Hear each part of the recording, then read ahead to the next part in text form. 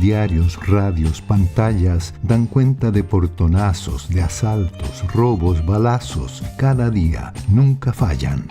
Más escándalos que estallan, silentes cual evasión, con tufo a condonación de impuestos, multas o penas, no ensucian corbata buena ni enlodan reputación. 18 Chico, ofertas grandes. Seguimos con descuentos y despachos gratis usando el cupón 18 Chico en pedidos sobre 30,000 pesos al comprar en nuestra librería online prosaypolitica.cl. Teléfono 22-341-5942.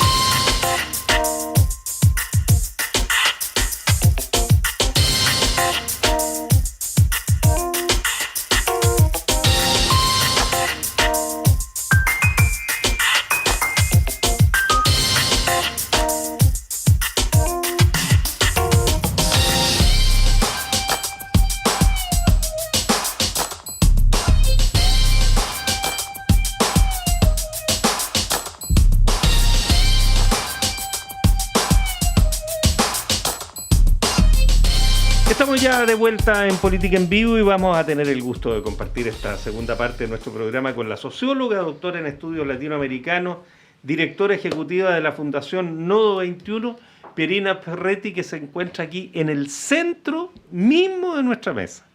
Muy bienvenida, querida Pierina.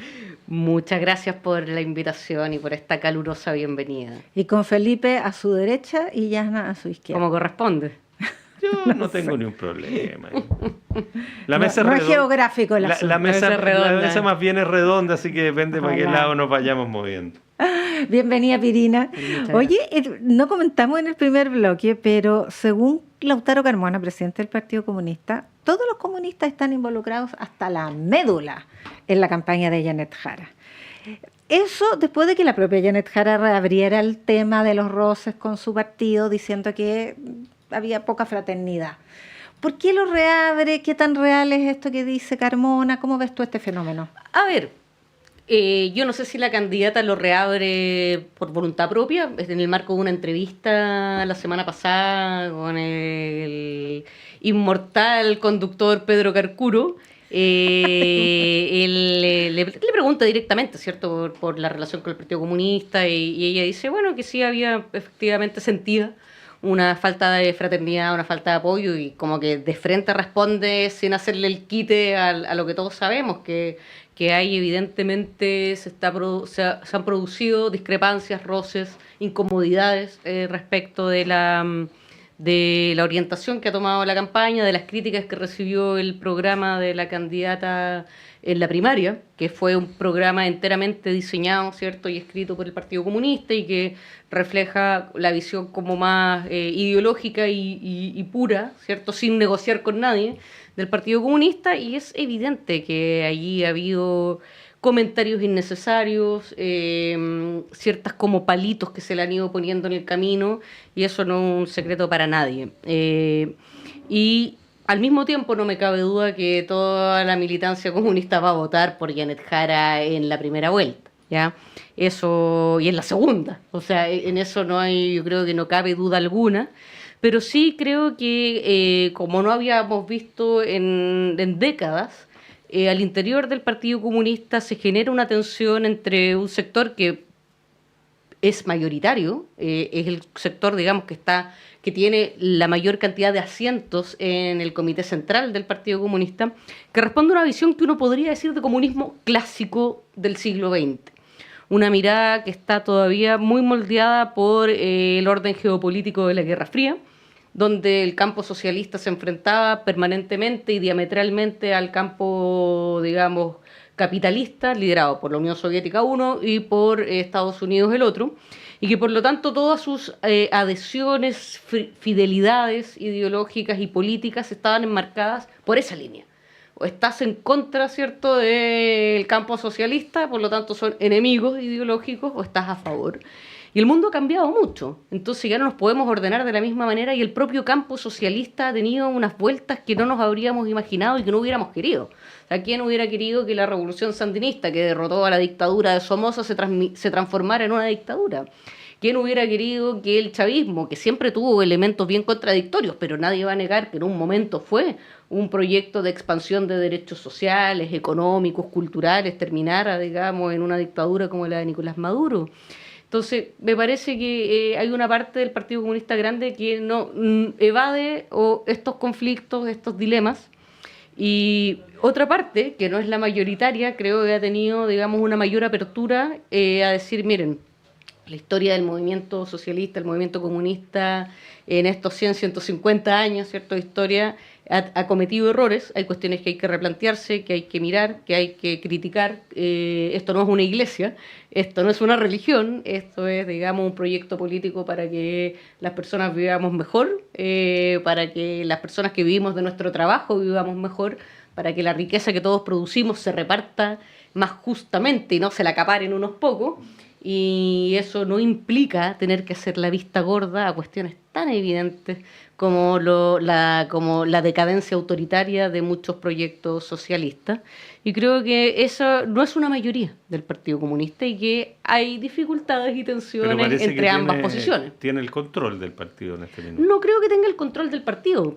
Tiene a la candidata presidencial, que no es poco, pero no creo que tenga el control del partido. Yo creo que la mayoría de los militantes comunistas tienen una manera de ver las cosas todavía mucho más apegada. Por eso ganó Lautaro Carmón. Por eso te digo, sí. Tiene esa visión claro, antigua o del comunismo del siglo XX y es la que tiene el control de la estructura del partido. Claro, y la mayoría de la militancia. Uno conversa con amigos, amigas comunistas que tienen esta matriz más ortodoxa. Y efectivamente, digamos, por ejemplo, en materia económica, la solución sería estatizar las cosas. El problema de la educación se solucionaría estatizando la educación. Sí, claro. El problema de los recursos naturales. Entonces, uno piensa, no sé, pues, si tú pensáis en la Unión Soviética, que las cosas fueran estatales, ¿las hizo más democráticas? No necesariamente. ¿Por qué lo público y lo democrático tiene que ser igual a lo estatal? Eso no necesariamente es así. De todas maneras, el Estado tiene un rol, pero no debiera querer acaparar todas las dimensiones, digamos, de la vida social. En fin, creo que es más difícil tener esas conversas cuando te enfrentas a una matriz ideológica un poco más estructurada y formateada por el siglo XX.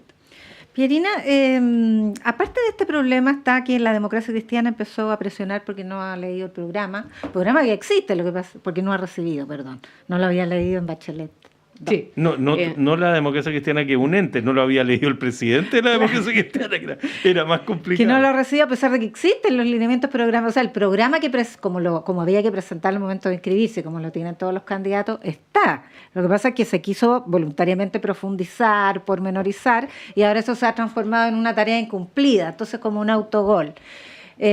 Bueno, eso por mencionar algunos de los problemas, los mismos fallos que ha tenido la propia candidata en los foros, qué sé yo. El asunto es que, ¿cuándo fue la primaria? En julio, 29 de julio. Claro. Por ahí. Ya no me acuerdo que digamos, explosionó como espuma el liderazgo de Janet Jara. Se cifraron muchas esperanzas, pero lo concreto es que está pegada en torno al 30. 25, 30, dependiendo de la encuesta, no evoluciona. Entonces uno dice, ¿ya no prendió? ¿O falta algo por ocurrir? A ver, es una conclusión a la que yo no me atrevería todavía a ser concluyente. Pero evidentemente lo que todos los números indican es que la candidata tiene en este momento la aprobación, la adhesión que tiene este gobierno y que en sus mejores momentos ha superado el 35%, llegando en algunas encuestas post primaria al 38%, y uno diría que fue el porcentaje del apruebo en la fallida primera convención constitucional. Y evidentemente la dificultad de Janet Jara es la segunda vuelta. Ya todo lo indica, todas las encuestas lo indican, que gana probablemente la primera vuelta y pierde la segunda vuelta en todos los escenarios hasta el momento. Claro. Para la derecha votó el problema. La derecha tiene como su primaria ahora. Y están ahí peleándose Evelyn Matei por alcanzar y superar a Kast y Kast por mantenerse primero. ¿Ya? Entonces lo que uno se pregunta ahí es cómo hace una candidata como Janet Jara para construir la mayoría. Y ahí hay distintas hipótesis en juego. ¿Ya? Y yo creo que la respuesta definitiva es una mezcla de todas. Hay quienes consideran que Janet Jara tiene que conquistar un teórico votante de centro. Yo creo que ese votante de centro existe. Existe el votante como concertacionista puro y duro, digamos, amante de la política de los acuerdos de los 90, viudo en este momento de candidatura, que puede estar dudando entre votar por Evelyn Matei, votar por Maine Nichols o votar por Janet Jara, pero que probablemente enfrentados ante el dilema de Kast-Jara, su corazón, que en los años 80 peleó contra la dictadura, diga, chuta, no quiero ver sentado en la moneda a un pinochetista. Y que tiene que entonces conquistar a ese electorado. Yo creo que sí, que ese electorado hay que hablarle, efectivamente existe, pero no es mayoritario, creo que es cada vez más pequeño, ¿ya? Pero que existe. Otros, entre quienes me cuento, y a esta altura hay harto consenso, creemos que la elección se juega en los nuevos votantes, que son en su mayor cantidad votantes que pertenecen a los sectores populares. En un 70% de la gente, de los 3,5 millones que están votando nuevos, son 5 teóricamente, pero votan 3,5 millones, el 70% de esos son personas de sectores populares, que nunca antes votaron, que piensan que la política institucional son puras personas que están robando plata, que se están asegurando entre ellos, y que si no los hubiéramos obligado a ir a votar, seguirían sin ir a votar. ¿Cómo se convence a esa gente? Ahora Nadie tiene la clave, pero sí yo creo que esa gente, la única manera que una candidatura de centro-izquierda tiene para convencer, para conectar, tiene que ver con la cuestión social, con los salarios, con el costo de la vida, con el precio de los arriendos, con las listas de espera. Creo que es allí, en la única cancha que podemos jugar. En la cancha de la seguridad ya no podemos decir más. No podemos decir ya vamos a poner minas antipersonales en la frontera, vamos a acribillar a cualquier persona que se le ocurra cruzar, poner una pata en Chile sin permiso. No podemos ir para allá. Pero en lo social sí nos podemos diferenciar. Oye, si Kast votó contra el salario mínimo, votó contra la reforma de pensiones, votó contra las 40 horas, ¿cómo no le vamos a poder sacar un poco de lustre a todas las negativas que Kast y su mundo ha tenido para cuestiones que han mejorado concretamente la vida de las personas? Con un mal comando, por ejemplo. Así. Bueno, tu pregunta de cómo. O sea, me estaba preguntando al aire. De cómo con un buen comando, que es lo que parece no haber en No, porque minuto. La pregunta era cómo no vamos a poder. ¿Cómo no vamos a poder? ¿Cómo no vamos a poder Claro. con lo que están haciendo ahora? Mira tú. Sí, po. O sea, yo no sé dónde está el problema realmente. Yo creo que hay una responsabilidad de parte del... Para hacerte mejor echar la pregunta. Podemos no saber dónde está el problema, pero el problema está ahí. Claro. Y hay un problema de conexión que ha hecho, lo que tú ya decías, Pierina, la adhesión a la candidatura de Jara es la adhesión al gobierno, y eso es lo que se mantiene constante, claro, y permanente. No ha logrado, yo creo que todavía Jara no logra, o ese mundo no logra mostrar, esa es la impresión, no sé si vas a estar de acuerdo, y por ahí va la pregunta. ¿Ves tú que Jara se presenta como la candidata de la coalición más amplia que ha logrado formar la política chilena en su historia y que debería tener un proyecto, ¿no es cierto?, de un progresismo socialdemócrata, una socialdemocracia progresista, por llamarlo de alguna manera? Ya, es que yo creo que ahí hay distintos niveles y que hay distintos ciudadanos en Chile a los que les importan algunas cosas y a otros a los que les dan lo mismo. ¿Ya? Uh-huh. Creo que para una parte, que más bien es el votante habitual, más bien somos nosotros y nuestros parecidos, esto que dices tú, que sea la candidata de la coalición más grande de la historia de Chile, nos importa. Creo que el nuevo votante de sectores populares que antes no iba a votar ni a palos, no le importa pero un pepino estos argumentos. Le importan soluciones, considera que la política, en el buen sentido, si es que existiera el buen sentido de la política, para ellos es solución de problemas. O sea, nada de coalición, sí, un poco Lavín. La política es gestión, solución de problemas. En este momento, las cosas pueden cambiar en el futuro, pero en este momento, digamos, en la sociedad que tenemos, hay una mayoría social popular que considera que la política, si fuera buena, solucionaría los problemas. Como es mala, no soluciona los problemas y se la llevan peleando entre ellos y cuando pueden meter la mano sacan a ellos y sus amigos. Entonces yo creo que tenemos que, si queremos conquistar a ese mundo, hay que mostrar que podemos solucionar problemas, que somos capaces de hacerlo, y creo que Janet Jara tiene currículum para mostrar allí, más que Kast. Entonces yo creo que sí, yo digo, ¿cómo no somos capaces de mostrar eso y de que eso se note? Bueno, será problema del comando, será problema de la estrategia, pero de que hay material. Pero lo otro, yo creo que ahí no el comando, sino que los partidos políticos han tenido una responsabilidad. Cada vez que sale un vocero a portillar, a decir es que falta esto, es que no está el programa. Oye, si aquí muchas declaraciones que hemos visto por la prensa es de sectores que quieren más protagonismo y tratan de adquirir más protagonismo mandando mensajes por la prensa. Y eso es, en este momento, un juego peligroso. Porque no estamos corriendo con viento a favor como para darnos gustitos de andar como presionando por los lados para que me pesquen más, para que me den un lugar, para que me den un cargo, o para que me nombren vocero, o para que en un eventual gobierno me nombren ministro. No estamos para eso. O sea, estamos rajuñando para poder ganar y evitar que se siente en la moneda un pinochetista. Y yo creo que nadie debiera darse gustitos. Nadie, de ningún partido, porque de todos lados, incluyendo... Muchas veces hacemos la lista de los gustitos que uno podría decir se ha dado Lautaro Carmona con sus declaraciones, pero no es el único. Hay varias declaraciones de dirigentes de socialismo democrático aportillando. Bueno, y la verdad hoy día los regionalistas verdes no fueron a hacer, no van a Cerro Castillo. Yo creo que no hay, a mí lo que me da como un poco de desesperación es que todos decimos que tenemos conciencia de lo peligroso que es que gane la ultraderecha, pero no nos comportamos como si realmente fuéramos conscientes. Porque si fuéramos conscientes de esto estaríamos todos ordenados, pero como un ejército de soldados, y que si no te gustó, digamos, el lugar que te dieron o te consideras pasado a llevar calleu que el loro hasta que realmente derrotemos a la extrema derecha. Yo creo que no le hemos tomado el peso a la gravedad de esto. Entonces, o ya está entregado, o hay gente que ya se no sientes que hay como decir, no, mira, la presidencia no la vamos a ganar, concentrémonos en las parlamentarias. Sí, pero incluso el resultado de las parlamentarias depende de que estas cosas no se aportillen. Entonces sí, yo creo que hay gente que tiró la toalla. Yo creo que eso es muy grave. La verdad que no somos conscientes de lo que en 4 años puede hacer un gobierno. ¿Ya? De destruir, de desarmar, de cuestiones que costaron décadas alcanzar, en 4 años te las quitan. Entonces, la verdad que uno mira y ve que hay comportamientos que no se condicen con la conciencia que todos decimos tener de que consideramos muy grave que José Antonio Kast llegue a la presidencia.